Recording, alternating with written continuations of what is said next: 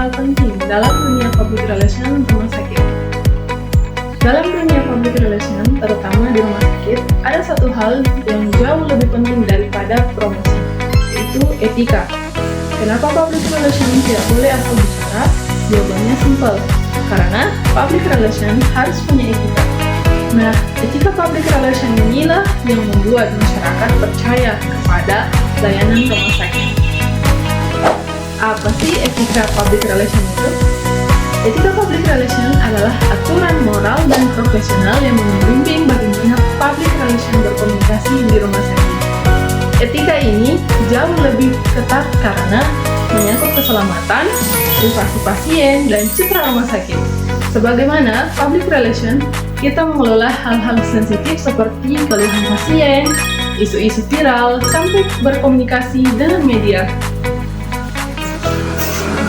Adapun prinsip-prinsip public relation, yang pertama, kejujuran dan transparansi.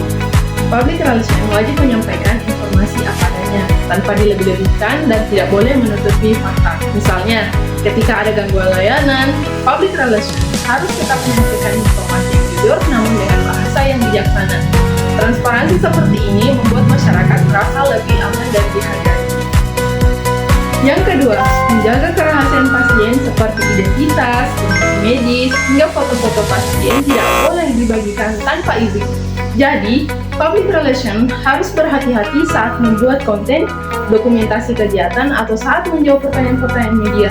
Bahkan, dalam kasus viral sekaligus, pasien harus tetap dilindungi. Contohnya, saat terjadi kecelakaan, public relation tidak boleh mengungkapkan nama atau kondisi klinis pasien sebelum ada izin dari keluarga.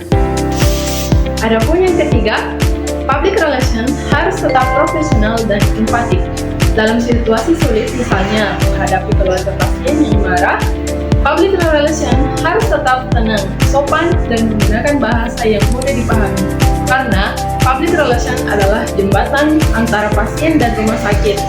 Sehingga sikap profesional sangat mempengaruhi kepercayaan. Nah, salah satu tekniknya adalah dengarkan, pahami, dan berikan respon yang solutif. Keempat, mengutamakan keselamatan pasien atau pasien sendiri. Setiap informasi yang disampaikan, public relation harus aman, akurat, dan tidak menimbulkan kepanikan.